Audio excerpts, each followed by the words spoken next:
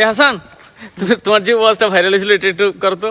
Current নাই viral. হ্যাঁ সারা রাত মোবাইল টিপে সকাল 9টা থেকে মোবাইলের মাঝে চার্জ নাই, মোবাইলের মাঝে চার্জ নাই। এবার মাইকিং চলে সকাল 8টা থেকে বিকাল 4টা পর্যন্ত কারেন্ট থাকবে না।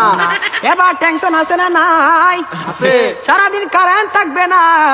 আর যদি কারেন্ট না থাকে আমার মোবাইলটা বন্ধ হয়ে যাবে, আর ওই পারে কথা বলা যাবে না। এবার ওই পার থেকে রাগ করবে কি করবে না? করবে। এবার যখন বিকাল 4টা বেজে গেল, যেই মাত্র কারেন্ট আসলো আর মোবাইলটা চার্জে লাগাইয়ে টিপানো আরম্ভ। এবার মেসেজ করে হাই, এবার গিয়ে দেখে ওই পার থেকে ব্লক করে দিছে, ব্লক করে দিছে। এবার ছেলেটা তো টেনশনে আছে, হারে ব্লক করে দিল, আমাদের তো ভালোবাসা কোথায় গেল। এবার 2 দিন পরে ব্লকটা খুললো, 2 দিন পরে ব্লকটা খুললো। এই 2 দিনের মাঝে ছেলেটার আরেকটা হয়ে গেছে, আরেকটা হয়ে গেছে। এবার মেয়েটা বলে তোমার সাথে আমি পালিয়ে যাব, আমাদের বাড়িতে মানবে না, চলো আমরা পালিয়ে যাই। আমি রাগ করেছিলাম, আমার রাগ তুমি কেন ভাঙ্গাও না? আর ছেলেটা রাগ কি ভাঙ্গাবে?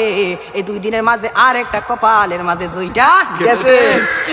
ওই মেয়েটা বলে চলো আমরা পালিয়ে যাই, ছেলে বলে চলো। এবার ছেলেটা মনে মনে ভাবে তোমার একটা শিক্ষা দিতে হবে। এবার মেয়েটা সকালে স্টেশনের মাঝে গাড়ি গুটি লইয়া রেডি। এবার ছেলেটা তো আসে না, আর মেয়েটা বাড়িতে কি যাবে?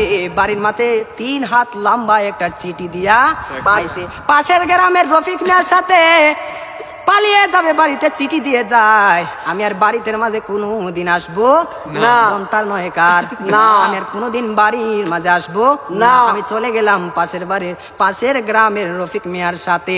এবার রফিক মিয়া তো আর আসে না, না। এবার 1 ঘন্টা চলে যায়, 2 ঘন্টা চলে যায়, ছেলেটার মোবাইলও বন্ধ।